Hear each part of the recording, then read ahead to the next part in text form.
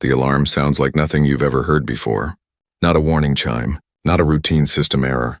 It's the kind of sound that makes blood run cold. The kind designed to reach deep into your survival instinct and drag you out of whatever you were doing. In Earth's presidential chamber, President Lisa Martinez sets down her coffee, the porcelain cup rattling against the saucer as the shrill emergency tone fills the room. The aides are pale, the guards already on edge. On the massive holoscreen, the insignia of the Galactic Coalition flashes red. Priority 1 transmission. You already know what that means. Priority 1 isn't trade disputes or border patrol skirmishes. It isn't even piracy raids on the Outer Rim colonies. Priority 1 means only one thing, an existential threat. The image stabilizes. Ambassador Zithri appears, his chitinous frame trembling, mandibles clicking nervously in a rhythm that betrays fear. Even without translation software, the desperation is clear. Emergency session, he begins, voice taut, strained. The Draymore advance has accelerated. In the past 3 months, 17 worlds have been consumed, 40 million civilians lost. Entire ecosystems gone. He pauses, and the silence is more damning than the words. 40 million, not soldiers. Not casualties of war, civilians, families. Cities devoured by something that doesn't even recognize the word mercy. President Martinez leans forward. What is it you're asking of Earth, Ambassador? Zthrae's compound eyes reflect the faint glow of the chamber lights. We need soldiers, reinforcements. Our fleets are holding the line, but we cannot... His voice cracks, mandibles clicking in frustration. We cannot hold them much longer. A murmur ripples through Earth's delegation. Reinforcements? Soldiers? For 2 years, the Coalition has been fighting the Draymore. And for 2 years, they've been losing ground. And now in desperation, they've come to Earth. But in the far corner of the chamber, Jake Sullivan stirs. He isn't a politician, not a diplomat, and certainly not a man prone to wasting words. His voice cuts through the chamber like a blade drawn free of its sheath. You don't want soldiers. The room turns toward him. Martinez frowns but doesn't stop him. Third tilts his head, mandibles twitching. What do you mean? You've had soldiers. You've thrown fleets at them. You've sacrificed millions. And you still lost. If you call on Earth, you aren't asking for soldiers. You're asking for something else entirely. The chamber grows still. Sullivan doesn't blink. Doesn't flinch. His tone is calm, almost surgical. You're asking for executioners, the words hang in the air like a death sentence. Zthrae recoils, clicking in alarm. Coalition observers hiss, some turning to one another in shock. Genocide. Extermination. The unspoken words claw at the edges of the discussion. Martinez narrows her eyes. Jake, but Sullivan doesn't stop. History matters. Ours especially. Earth didn't survive because we were noble. We survived because we learned to end wars. Permanently. When plagues came, we eradicated them. When ideologies demanded entire races be destroyed, we burned those ideologies out of existence. We don't contain. We don't negotiate with extinction. We finish it, Ambassador Zithrae shudders. That is monstrous. No, Sullivan replies coldly. That is survival. And in that moment, the chamber understands the terrible truth. The Coalition wanted Earth's strength, its ships, its numbers. What they were about to receive was something darker. A kind of resolve born from millennia of facing extinction-level threats on a fragile blue planet where survival was never guaranteed. 40 million dead, weigh heavy in the air. 17 worlds gone, and Sullivan's words refused to fade. Executioners. The Coalition came begging for soldiers. But what Earth would send would be something else entirely. The vote takes only minutes. Desperation is faster than caution, and fear outpaces morality. The Coalition Council, trembling beneath the shadow of 40 million dead, approves Earth's involvement. Not everyone agrees, but no one has a better option. Within days, Earth's answer is already in motion. She cuts through the void like a blade of obsidian. The Retribution. A warship not designed for conquest, but for something far more final. Sleek, angular, bristling with classified systems no alien council has ever seen. To the Coalition, she looks like overkill. To Earth, she looks just right. On her bridge stands Captain Jonathan Carter, a man carved out of iron and silence, known less for speeches and more for the simple efficiency of his decisions. He doesn't smile as he surveys his crew because there is nothing to smile about. Around him, the operatives of Earth's Special Containment and Extermination Division take their stations. Not soldiers in the traditional sense. Not warriors meant to hold a line. Each of them selected, trained, and conditioned for one single purpose: to end threats that cannot be bargained with. Dr. Evelyn Brooks adjusts her visor. The light from her data slab painting sharp reflections across her eyes. She is the mind of the mission, a biologist whose research has mapped extinction events across human history and found a way to weaponize that knowledge. Sergeant Hayes sits quietly, checking the seals on his dropsuit. His silence is heavier than Carter's, a silence born of experience. A man who has seen too many campaigns, too many fires that were never supposed to spread, yet always did. At the back, Lieutenant Parker finishes loading the sterilization canisters. His hands move steady, practiced, almost reverent. He knows what they carry. Everyone on board does. The ship's intercom crackles. Attention. Captain on deck. Carter steps forward, his voice steady, his words precise. Mission parameters are clear. This isn't a rescue. It isn't a holding action. It isn't even war as you've known it. Our task is eradication. The Dremor don't negotiate. They don't retreat. They don't stop. Which means we don't either. His gaze sweeps the crew. Understand this, when you step onto those hives, you're not killing combatants. You're ending a species, eggs, juveniles, breeders, every last trace. If anyone here hesitates, the mission fails. And failure means the galaxy burns. So I'll ask once, are there any hesitations? The silence is absolute. The kind of silence that only exists when everyone already knows the answer. Dr. Brooks finally breaks it. Her tone clinical. Their biology confirms it. Left unchecked, the Dremor will spread until nothing remains. They are hunger given form. You don't fight hunger with treaties. You starve it, Sergeant Hayes exhales slowly. Then let's starve it, the crew nods. No one speaks further. Words have no place where inevitability reigns. Retribution jumps into FTL. Stars streak into rivers of light, the galaxy bending and warping around the ship. The mission has begun. Their target, Vega Prime. The Coalition called it a lost cause world. Overrun, beyond hope. Another mark on the Dremor's expanding empire of ruin. But to Earth, Vega Prime is the perfect test case. A planet where hesitation has no witnesses, only results. As the ship hurtles toward its destination, the crew prepare in silence. Hayes sharpens the edge on his combat blade, though he knows it's sterilizers and fire that will do the real work. Brooks reviews her data once more, cross-checking incubation cycles, ensuring no pocket of survival can be overlooked. Parker runs diagnostics on the canisters, whispering to them as though they are sacred relics. And Carter simply stands at the viewport, staring into the abyss. He knows what's coming. He knows that the galaxy will never look at Earth the same way again. But he also knows something else. The Dremor will never look at anything again once retribution arrives. When Vega Prime rises in the darkness, scarred and writhing with hive sprawls, there is no hesitation. No speeches. No delay. Earth has come. And Earth has not come to fight. Earth has come to finish. Vega Prime never stood a chance. The first wave is not soldiers, not tanks, not fleets in formation. It is silence. The eerie, absolute silence left in the wake of weapons too efficient to leave ruins. No orbital bombardment, no flaming cities, no scattered survivors clawing through rubble. Just sterilization. Invisible, clean, merciless. When Retribution's payload disperses across the atmosphere, the change is instant. At the molecular level, the Dremor's biology betrays them. Cells unravel, functions collapse, colonies fall quiet as if someone had pressed mute on an entire world. The planet doesn't explode. It doesn't burn. It simply stops. Sergeant Hayes surveys the surface afterward. Where once hives pulsed with breeding chambers and endless swarms, now only crystallized ash clings to the wind. He says nothing. Words would only cheapen the stillness. But Vega Prime is only the beginning.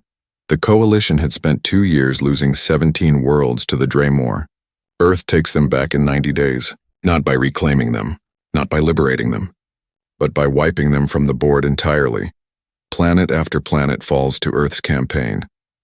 The crew of Retribution moves with a rhythm that feels less like war and more like extermination protocol. Brooks studies the hive maps, pinpoints breeding centers, and designs each strike to ensure not a single larva survives. Parker calibrates the canisters, adjusting them to planetary conditions, sealing each world's fate with the precision of a surgeon. Hayes deploys ground teams when needed, clearing the stragglers, eliminating pockets of resistance with brutal efficiency. And Carter never wavers. Orders flow from him like law etched into stone, simple, clear, absolute. Eliminate, advance, repeat. The Draymore try to fight back. Swarms rise, fleets surge, entire hive worlds empty their warriors into space. But Earth doesn't play by coalition rules. There are no rules of engagement, no proportional responses. Every counterattack is met with a response so overwhelming that even the predators of the galaxy taste fear for the first time. On Corvallis, where billions of warriors gather for a last stand, Carter authorizes the deployment of weapons the Coalition doesn't even have names for.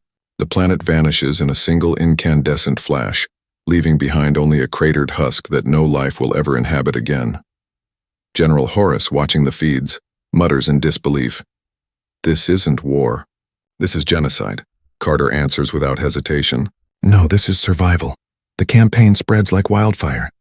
Coalition fleets struggle to keep up, not with the enemy, but with Earth. Reports flood in faster than the Council can process them. System cleared. 0 survivors. Hive eradicated. Population sterilized. Threat neutralized. Permanently. Dr. Brooks documents every strike, every method, every outcome. Not for the Coalition, not for history, but for Earth. She knows the Draymore won't be the last. She knows humanity will need these lessons again. By the time the 90th day arrives, the once mighty Draymore Empire is reduced to dust. 17 systems cleansed. Billions of enemies gone. Not beaten, not surrendered, not negotiated with. Gone. And in their absence, something new takes root. Unease. The Coalition leaders tour the dead worlds, their mandibles and frills and crests trembling as they see what Earth's methods look like up close. Cities turn to crystalline ash. Orbitals transformed into craters. Entire biospheres sterilized with surgical precision. They whisper to each other, their voices tight with fear. If Earth can do this to the Draymore, what else can they do? Back aboard Retribution, Carter receives the reports. Every system confirmed cleansed. Every colony eradicated. The mission incomplete. Yet he feels no triumph, only inevitability. Hayes polishes his rifle in silence, waiting for the next deployment. Brooks organizes her data, already improving her formulas. Parker sleeps beside the sterilization canisters, as if guarding the tools of extinction themselves. And Carter stares at the star map. Dozens of points of light shimmer across the void, untouched, unaware, safe. For now, Earth was asked for soldiers. What the galaxy received were executioners. The war is over, but peace does not follow. Instead, the Coalition chambers erupt into chaos. For the first time in recorded history, the Council convenes an emergency session not to discuss an enemy, but an ally. The Draymore are gone, their empire reduced to barren husks. And yet the atmosphere in the Council's Great Hall feels heavier than it ever did during the height of the war. The walls echo with accusations, war crimes, genocide, atrocities on a scale never witnessed. Ambassador Zithri's mandibles click nervously as he raises his voice. There are calls for tribunals. Earth may face expulsion from the Alliance. His words ripple through the assembly, a mix of fear and indignation. Captain Jonathan Carter sits quietly at the center of the storm. His face is carved from stone, his eyes calm, unyielding. Around him, Dr. Brooks, Sergeant Hayes, and Lieutenant Parker remain silent. They know Carter doesn't need defense. He is the defense, Ambassador, Carter says finally, his voice low but carrying across the chamber. Let me ask you something. How many civilians from your Coalition worlds have died from Draymore attacks in the past 3 months? 3 pauses, his antennae twitching. Well, none. But that is not the point. That's exactly the point. Carter's gaze sweeps the chamber, pinning one delegate after another. Your people fought this war for 2 years. 40 million civilians dead, 17 worlds consumed. Your fleets could not stop them. We stopped them in 90 days. Permanently. General Horak, a towering reptilian figure, snarls. You committed genocide. Carter doesn't flinch. We ended a war. Dr. Brooks activates her portable display. Charts, genetic data, and ecological models flicker in the air. Her voice is clinical, detached. The Draymore biological structure was based on unlimited expansion. They were incapable of coexistence. Every world they conquered became a breeding ground for new swarms. Every year of delay meant billions more warriors. There was no diplomatic solution because negotiation was not in their nature. 3 protests weekly. Surely some form of containment. Containment assumes the threat accepts being contained, Carter interrupts, his tone colder now. The Draymore were breaking through your last defenses when you called for us. In another year, they would have devoured the coalition itself. Tell me, Ambassador, what good would your rules and treaties have been then? The hall falls silent, but the silence is thick with unease. Lieutenant Parker steps forward with his latest report. Planetary sterilization is confirmed. 0 biological signatures remain. The eradication is total. General Horace recoils, horror etched into every line of his face. You speak of annihilation as though it is an achievement. Parker answers simply. We were asked to be effective. We were. The chamber grows colder. Delegates whisper among themselves, their fear shifting from the memory of the Draymore to the presence of Earth itself. Zithri's voice trembles as he tries again. Captain Carter, surely you understand that exterminating an entire species crosses moral boundaries the Coalition cannot accept. Carter pauses at the weight of the words. He leans forward, his gaze locking with the ambassador's. Moral boundaries? His tone is sharp, almost a whisper, yet it cuts like steel. 40 million of your civilians died before Earth stepped in. Every day of delay meant more deaths, more consumed worlds, more warriors bred to slaughter your children. You can debate morality after your children are safe. Our methods ensured the Draymore will never threaten anyone again. The silence that follows is absolute. Even the ever-chattering translators fall still. Brooks closes her display, her expression grim. The Coalition fears us now. Not because of our weapons, because of our willingness to do what they would not. And she is right. In the shadows of the chamber, encrypted messages already ripple outward to High Command, warning of Earth's terrifying efficiency. The Coalition asked for soldiers. Earth gave them executioners. And now, the galaxy questions whether they've unleashed something even more dangerous than the Draymore. The transport descends through gray skies that once shimmered with the glow of a thriving city. Now nothing remains but bones of stone and fields of ash. Vega Prime is silent, utterly sterile, and waiting. Coalition delegates press against the viewports as the surface comes into focus. Where a metropolis once housed 10 million Draymore, there is now only a plain of crystallized residue, stretching horizon to horizon. Towers of hive architecture rise like jagged teeth, brittle and broken, casting shadows that fall across nothing alive. Ambassador 3 whispers, his mandibles quivering. This was a city. Sergeant Hayes doesn't even look up from his gear. Not anymore. The transport lands, hissing as its ramp lowers. The air outside is still motionless. Not even the faintest trace of microbial life stirs. Lieutenant Parker checks his scanner and nods. Sterilization confirmed. Atmosphere is clean. 0 biological signatures. The delegation steps out hesitantly as though the ground itself might judge them. General Horace lingers at the edge of the ramp, his scales rippling uneasily. You're proud of this, he growls at Parker. Parker's voice is calm, almost detached. No, we're effective. That's what Earth was asked to be. They walk across the desolation. The ash crunches underfoot like shattered glass, leaving no mark. No scent, no memory of what once lived here. Every breath the Coalition delegates take feels like sacrilege, as though they are intruding upon a graveyard too vast to comprehend. How many did you kill here? S3 asks quietly, almost afraid of the answer. All of them, Hayes replies without emotion. Every adult. Every juvenile. Every egg. Nothing survived. Dr. Brooks kneels, her scanner humming as she examines the crystallized ash. The chemical agents were designed for Draymore biology alone. They disrupted cellular structure at the molecular level while remaining harmless to other species. Precision eradication, General Horace bristles. The Coalition's xenobiologist will want to study your methods. No. Carter's reply is immediate, sharp. Why not? Carter's eyes narrow. Because then every species in this chamber would know how to commit efficient genocide. That knowledge belongs to Earth, no one else. The weight of his words settles over the group like a storm cloud. The delegates exchange glances, their unease deepening. For the first time they begin to realize, Earth did not just end the Draymore. Earth learned how to end anyone. They continue the tour. From the skies they witness the remains of an orbital defense platform, reduced to a crater 50 kilometers wide. Exotic radiation still shimmers faintly in the ruins. What weapon did you use here? Horace demands. Classified, Carter answers. The Coalition Council has a right to know.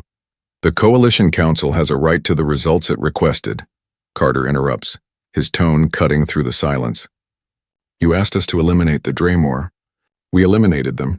That's the only right that matters. Dr. Brooks checks her chronometer. We should move. The next inspection site is 12 hours away.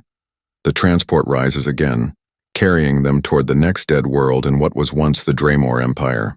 From orbit, one dead planet is indistinguishable from another, stripped of life, stripped of future, stripped of possibility. Ambassador Zethri tries once more to make sense of it all. His voice trembles. Captain Carter, surely you understand that extermination of an entire species crosses boundaries the Coalition cannot accept. Carter pauses at the threshold of the transport's cabin, staring at the dead planet below. His words are heavy, unflinching. 40 million civilians died before Earth got involved. Every day of delay meant more deaths, more consumed worlds, more warriors born to continue the slaughter. Debate morality after your children are safe. Our methods guarantee the Draymore will never rise again. The engines roar, drowning out the silence of Vega Prime. The ship banks upward, leaving behind another world reduced to nothing. For the Coalition, it is a nightmare. For Earth, it is proof of promise fulfilled. And as the tour of the dead worlds continues, one truth becomes undeniable. Earth doesn't fight wars. Earth ends them. News spreads faster than light, faster than the sterilization canisters, faster than the war reports. By the time Retribution completes its circuit of the 17 dead systems, every major civilization in the galaxy knows what Earth has done. At first, the reports are dismissed as exaggeration. No species, not even the most warlike empires, has ever achieved complete eradication in so short a time. But denial dies quickly when the delegates themselves return from the tours of ash, their eyes hollow, their words clipped. They confirm the impossible. The Draymore are gone, not defeated, not imprisoned, gone. Across the Coalition's information networks, debates ignite like wildfire. Some hail Earth as saviors, protectors who accomplished in 90 days what the galaxy could not in 2 years. Others call them butchers, monsters who crossed every moral boundary ever written. In the Hall of Concord, the Coalition Council convenes once again. General Horace slams a clawed hand against the table, his voice a guttural growl. The humans have shown themselves as dangerous as the threat they destroyed. Their willingness to commit extinction on such a scale proves they are a fundamental risk to the order of the galaxy. Ambassador Zethri clicks his mandibles nervously. And yet, General, without Earth we would not be sitting here at all. We would be consumed like the Draymore's other prey. The hall ripples with argument. Some demand Earth's expulsion. Others call for tighter oversight of human military operations. A few, the quietest, suggest something unthinkable, that perhaps Earth should lead the Coalition's defense forces. Meanwhile, encrypted messages pulse through the void. Intelligence agencies scramble to piece together fragments of Earth's methods. How did they sterilize planets so cleanly? What were the classified weapons that left orbitals as molten scars? What other capabilities do they still hide? On Carthes, the Scale Lords convene their war council in secret. If Earth can erase the Draymore, one hisses, what stops them from erasing us? On Yelvara, the High Synod prays to their gods of balance, whispering that humanity has become a force outside cosmic order, a blade too sharp to wield, too dangerous to cast aside. Even within Earth's own ranks, tension stirs. Dr. Brooks pores over her samples in silence, cataloging genetic collapse, refining formulas for future deployments. She knows the science will be questioned. She knows others will call her a war criminal. But in her heart she knows the truth. Survival leaves no room for half measures. Hayes sharpens his combat knife, the rasp of metal on stone filling the barracks. They'll try to leash us, he mutters to Parker. Parker doesn't look up from his sterilization canisters. Let them try. Captain Carter says nothing. He watches the stars through the viewport, each one a reminder of what is at stake. He understands what the Coalition does not. The Draymore were not unique. Somewhere, out in the dark, another species will rise with the same hunger, the same relentlessness. And when they do, Earth must be ready again. Back in the council chambers, fear shifts into something more dangerous. Calculation. Delegates whisper of preemptive controls, of limiting Earth's access to joint operations, of seizing human research under the guise of security. But none of them dare confront Earth directly. Not yet. The memory of 17 sterilized systems burns too vividly. Instead, they circle the problem like predators unwilling to strike. Do they risk provoking the executioners? Or do they let the executioners sharpen their blades in peace? The galaxy had asked Earth for soldiers. What they received was a lesson, and now every species must decide whether that lesson is salvation or a warning. The council chamber was silent when the human envoy entered, not because of respect and because of fear. Every delegate present remembered the reports. 17 systems sterilized, entire species eradicated. The humans had not fought a war. They had performed an execution. Ambassador Lian Chen, Earth's chosen voice, walked slowly across the chamber's polished floor. Her hands were clasped behind her back, her uniform sharp, her expression unreadable. She did not bow. She did not even acknowledge the weight of alien stares that followed her every step. General Horace leaned forward, tusks bared. Humanity has revealed its true nature. You call it defense, I call it massacre. Such weapons, such methods cannot be tolerated within the coalition. Chen's gaze was steady, her words measured. You called us when your fleets were burning. You asked for soldiers. We gave you victory. Her words echoed, cold and precise. A ripple of unease passed through the chamber. Some delegates nodded, remembering how close their own systems had come to Draymore assimilation. Others shifted uncomfortably, unwilling to admit they had unleashed something they could no longer control. The Valari speaker clicked his mandibles, voice sharp. And what happens when Earth decides another enemy threatens them? Will you sterilize worlds without consent? Without oversight? Chen allowed the silence to linger before replying. We do what is necessary to ensure survival. Nothing more, nothing more. The phrase fell like a stone into deep water, sending ripples outward. Delegates exchanged nervous glances. Necessary to humans seemed to mean something different than it did to the rest of the galaxy. Behind closed doors, the debate grew venomous. Proposals flooded the agenda. One faction demanded Earth's expulsion, citing moral collapse. Another argued for restricting human access to coalition intelligence and technology. A third, quieter faction whispered the unthinkable. Humanity should be elevated, placed at the head of Defense Command because no other species could do what they had done. But beneath all the posturing, one truth was unavoidable. The galaxy feared Earth. Not just their weapons, but their will. Other species fought for victory, for territory, for pride. Humans fought as if extinction were always one heartbeat away. Intelligence reports only worsened the paranoia. Surveillance drones had recorded sterilization operations in chilling detail. Cities vaporized, oceans boiled, planets rendered uninhabitable in hours. No hesitation, no mercy, no survivors. The Carthes warlords met in their subterranean fortress, their scales glittering under dim light. The humans are not allies, one spat. They are predators waiting for hunger. Another snarled back. Then we must strike before they turn their fangs on us. But none could agree how. None dared move openly against a species that had just erased the galaxy's greatest threat. Meanwhile, rumors spread like infection. Some claimed Earth had hidden weapons even more terrible. Devices that could snuff out stars, nanoplague swarms that could devour entire biospheres. Others whispered that humanity had unleashed the sterilization campaigns not out of necessity, but as a test, a demonstration of power meant to warn the galaxy never to cross them. Back on Earth, leaders watched the diplomatic storm with cold pragmatism. They had expected it. Fear was a predictable reaction. What mattered was control, making sure that fear never turned into unified opposition. Carter stood in the war room, hands clasped behind his back. They're afraid, he told his staff. Good, fear is leverage. Let them argue. Let them fight among themselves. As long as they're divided, they won't challenge us. But even as he spoke, cracks began to spread. Secret coalitions formed in shadows, gathering fleets, pooling intelligence, discussing contingencies. They called them insurance policies, but everyone knew what they really were.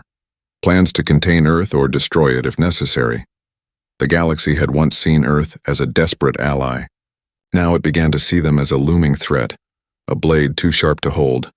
And for the first time since the Draymore's fall, the question was not who would save the galaxy, but who would save the galaxy from Earth. The galaxy's leaders gathered in silent chambers, far from the ruined worlds that bore Earth's signature. Around polished obsidian tables, holograms of admirals, senators, and ministers flickered in muted colors. Their voices trembled with unease. They were asked to defend us, one delegate whispered, and instead they revealed themselves as something far worse. The word genocide hung in the air like poison, but none dared linger on it. The uncomfortable truth was heavier. Earth had succeeded where all others had failed. Entire fleets had been shattered trying to slow the Dremor tide, yet humanity ended the war in 90 days.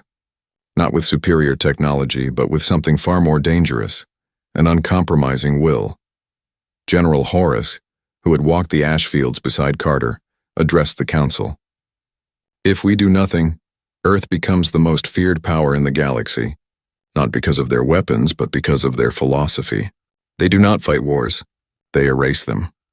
Some demanded immediate sanctions, others whispered of espionage, infiltration, even covert strikes to cripple Earth before their influence grew.